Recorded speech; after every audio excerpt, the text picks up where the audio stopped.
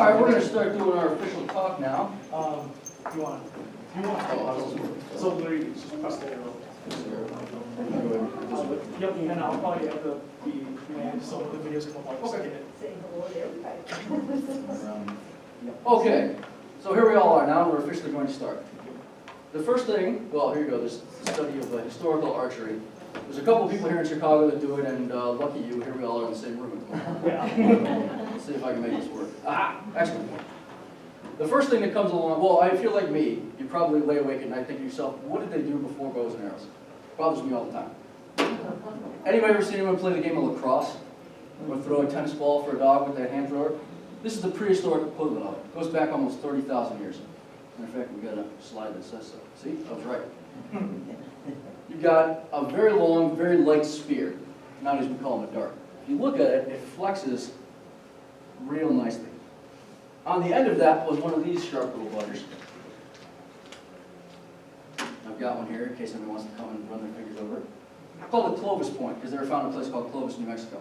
Now what you do at the end of this is you point it at the mammoth you want to eat for dinner, and when you throw it, this big lever here acts like an extension of your arm. I'm going to spear a kin right now. As it comes over, it whips it harder and faster than your arm ever could. It's like just like the game of lacrosse or throwing the tennis ball. I think we have a video of someone, the unidentified person, throwing one. Yeah, I have no idea who this person is. Yeah. I always ask people, how far do you think I can throw it? And they say, oh, 20 yards, 30 yards. Let's see. My best throw is about 80 yards. So anywhere between me and 80 yards is a dead mammoth. And it still has that much power when it gets to its destination. Since they're rather nice and large like that, they retain a lot of their energy. It's not going to pierce armor or anything, but it's good enough for, hunting your general Stone Age beasts. Now, what would you say about accuracy with that? Accuracy with an atlatl is like accuracy with anything where you're only aiming with your eyes. The more practice you are with it, the better you can hit something. I can put out a target the size of a basketball on the grass and pump darts into it at 25 yards. At that kind of distance, I'll take a hula hoop and put it on the ground and try and drop them right into the hula hoop. Sometimes I miss, sometimes I hit. But I think somebody who's been practicing with their whole life could probably outshine me any day. But these are a lot of fun, and unfortunately we're not outside in the field, otherwise I'd let everybody have a go with it, because it's absolutely addictive. It's true. But these these existed in all corners of the world and lasted just about until the modern age when they were replaced by firearms. When the Spanish showed up in Mexico, they were greeted by hails of these things coming over their heads, which they were terrified of, by the way. They had a tendency to put their horses down. This is an Aztec-style atlatl right here. You can see a couple of different variations. For something that existed all over the world, you see a lot of variation of it. And this one would have been thrown with your fingers kind of split on it like that. And the unwary Spaniard on the other end of it, he had no idea what was coming. There's my unwary Spaniard right there. But you tip that with a blade that's made of a wooden core studded with little chips of obsidian, and it's like a big razor blade. It's really different places use different things. Mexico is awash in obsidian. The Aztecs, they loved obsidian. This is made out of jasper, I believe, from Ohio. A friend of mine in Michigan made this for me, and I picked it off. It's my Clovis Point. Anyway, so basically anywhere modern human beings, Homo sapiens, went, the atlatl followed. Neanderthals did not have an atlatl. This is one of the first ways we can tell modern human beings were here. Atlatls. So that's our first, our first automobile, our first internet connection, the first time we made our mark in the historical record. Everybody get a chance to read all that handsome stuff there that Tony wrote for us? There's me again. Now, right around 10,000 years ago, we start seeing bows replace atlatls. We know this because when you do an archaeological dig, things are layered in the ground. We have places where arrows and bows exist right on top of the remains of atlatls. This is a nice prehistoric arrow right here. Some of the first bows were found in places, like I said, right on top of atlatls. This right here is a Holmgard bow. One of these. They're pretty interesting, pretty fast bows. You see, very complicated. If there's one thing I've learned is that Stone Age people were definitely not stupid. They could come up with very complicated designs that we really can't top too well today. Here's a similar one that I've finished, and I was just shooting in today, where the tips are a little more skinny and rigid like that. First found where? These two were found in places in Denmark. Because the trick to finding anything is, did it preserve it or not? If we left it in the Amazon rainforest, it wouldn't last a week. If you bury it in one of those bogs in Denmark that has no air in it at all, they call it anaerobic conditions, I believe, the wood will last for 10,000 years. And lucky for us, it did. So ancient bows are really difficult to find for those exact reasons. However, we've got lots of pictures of people shooting at each other or dinner with bows. So we pretty well know where they started to appear. They're home and guard again. Now, when you're talking about people who want to kill each other, they oftentimes need something a little more powerful and impressive than wooden bows. The first composite bows, which are made out of multiple things glued together. Like in here, you see a cross-section of a bow, right? This is the wood in the middle. That dark part is horn, animal horn, laminated into the belly, and sinew, which is the stretchy stuff that's inside of your muscles on your legs, glued to the outside. So the bow becomes a big natural spring. Very powerful, very short little bows. And, lucky for you guys, we have several right here. These are modern versions of the same thing. You can see the wild shape that that thing has compared to something like a wooden bow. The benefit to these is they store tons and tons and tons of energy. Very fast shooting bows. Unfortunately, extremely hard to make. Several years would go into building one of those when I could knock one of these out in a weekend. But the first people to use these were our earliest civilizations, people like Egypt, Persia, and Assyria. And they appear almost simultaneously everywhere they go with chariots. The package went together everywhere people went. It gave them a mobile platform to launch arrows from. Because the one thing you have to worry about when you're an archer is someone who has something bigger like a sword or a club coming over and smashing you in the head. Because you have a bow, but you don't have anything else to hit him with. With a chariot, you can just ride circles around that guy with the sword or the club, because he's on foot. So you notice that these big heavy bows followed wherever these chariots went.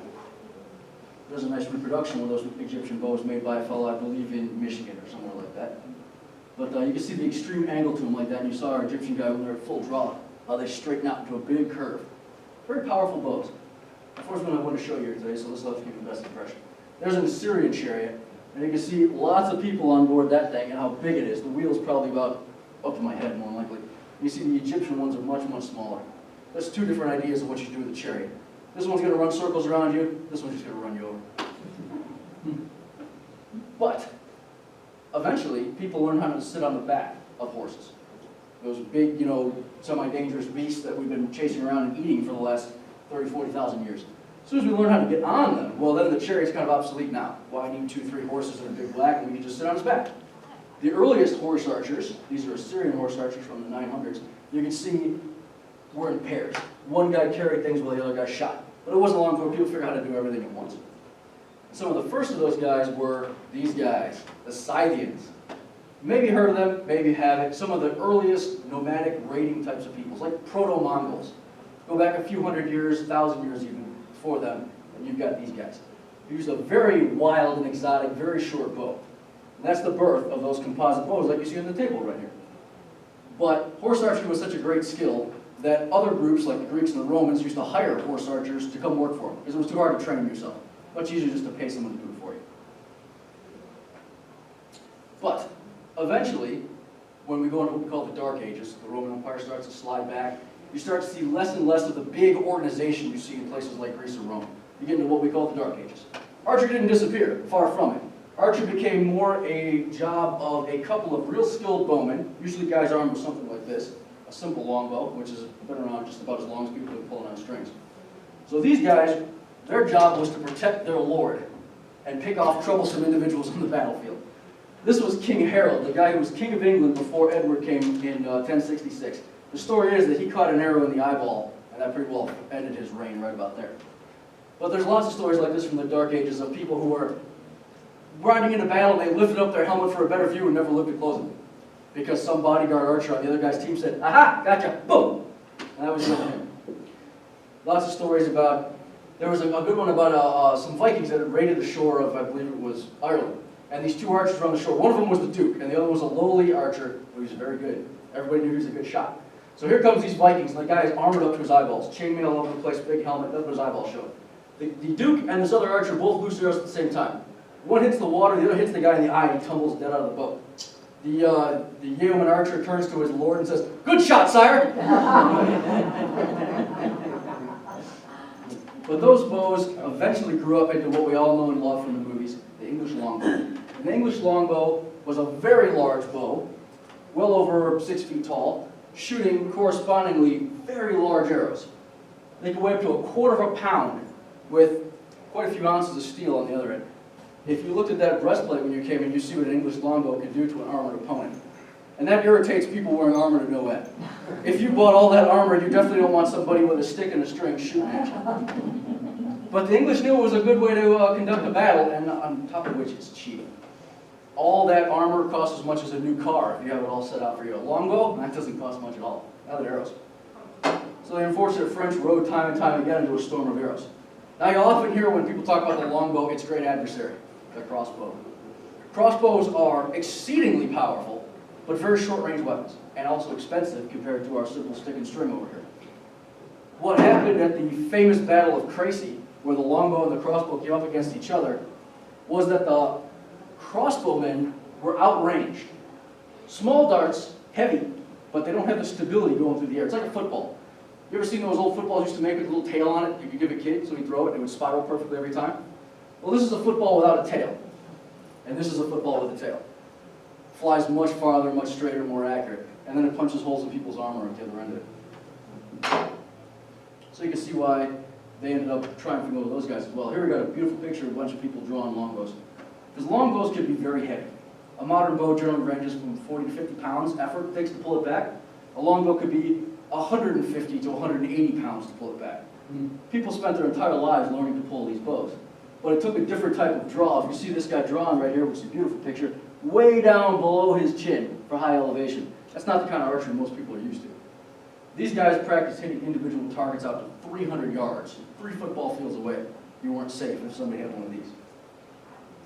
Oh, there's somebody shooting one. Yeah, This was the open house we did at our local archery range, and they talked me into shooting some arrows way up onto the hillside with my big longbow, which is this one right here. This one pulls 110 pounds. And on a good day, I can hit something at 140 yards with it. I think you're a little safer from me than you would be from the old guys, though. But archery didn't disappear. As time went on, archery became much more of a pastime. And by the Victorian era, it was looked at as a healthy and robust thing to do with your free time. And it was particularly popular with ladies because ladies didn't get a chance to do a lot of things outside. They were mostly meant to stay inside and knit or something boring like that. But they had no problem going out and letting them shoot with longbows. And this is a Victorian-style longbow. It's generally skinnier, generally lighter than those are. Shooting much lighter arrows. There's some over there if you'd like to see later.